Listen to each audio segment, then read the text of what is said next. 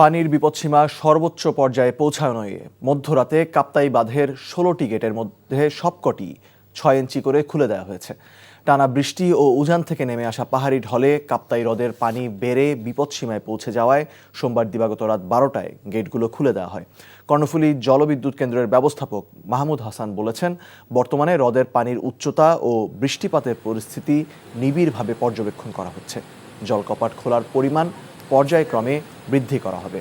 পানি ছাড়ার কারণে নিচু এলাকা প্লাবিত হওয়ার কোনো আশঙ্কা নেই বলে জানান কর্ণফুলী জলবিদ্যুৎ কেন্দ্রের ব্যবস্থাপক।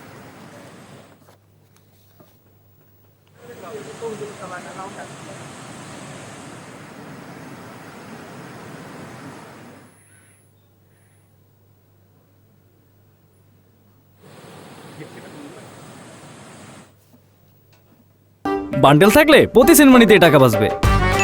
বিকাশ সেনমানি বান্ডেল কিনে জিতুন প্রতি লেনদেনে।